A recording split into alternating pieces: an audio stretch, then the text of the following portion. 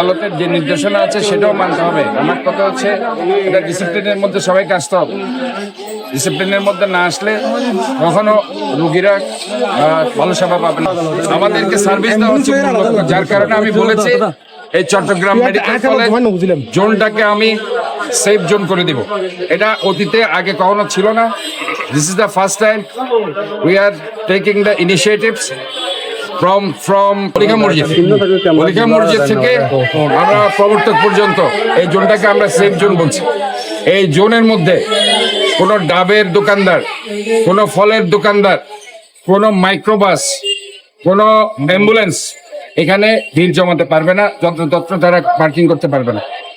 আমরা চাই যে নির্বিঘ্নে দূর দূরান্ত থেকে যেসব রোগী কষ্ট করে এখানে আসে তারা যাতে অতি দ্রুত চিটাগং মেডিকেল কলেজ ইমার্জেন্সিতে ঢুকতে পারে এবং সাথে সাথে ওয়ার্ডগুলোতে ভর্তি হতে পারে।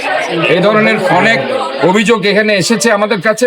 এই অভিযোগের প্রেক্ষিতে তাৎক্ষণিকভাবে আমরা আমাদের যে নতুন গভর্নিং বডি হয়েছে আমরা বসে এই সিদ্ধান্ত নিয়েছে যে that will be the safe zone এবং সিকিউর জোন। আমরা চাই সবাই যাতে এই নিয়মকানুনগুলো মানে।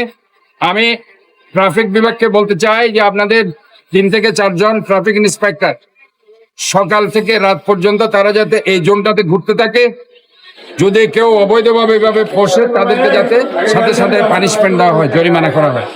এবং আমি আমার ব্রিগেডিয়ার তসলিম সাহেব এখানকার পরিচালক ওনাকেও বলছি ওনার যে আনসার বাহিনীর 5 জন সদস্য কাজ করছে বাইরে, তার যাতে সার্ভিলেন্সের মধ্যে থাকে।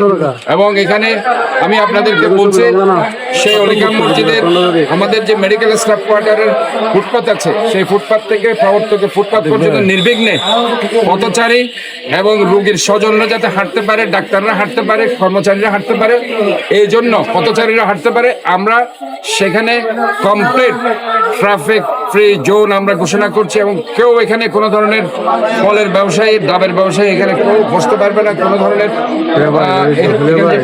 ব্যবসা করে ভ্রাম্যমান কিছু ট্রলি নিয়ে তারা এখানে বসতে পারবে না, এমন ভাবে আমরা সেটা ডিজাইন করে দিচ্ছি।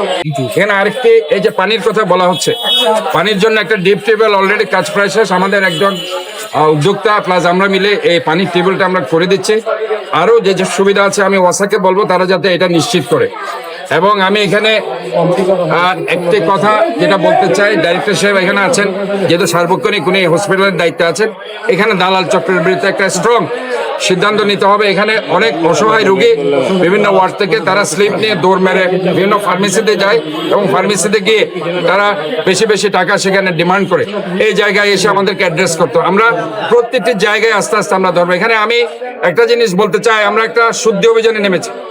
আমরা একটা শৃঙ্খলার মধ্যে এই হসপিটাল আনতে চাই, দালাল চক্রের বিরুদ্ধে।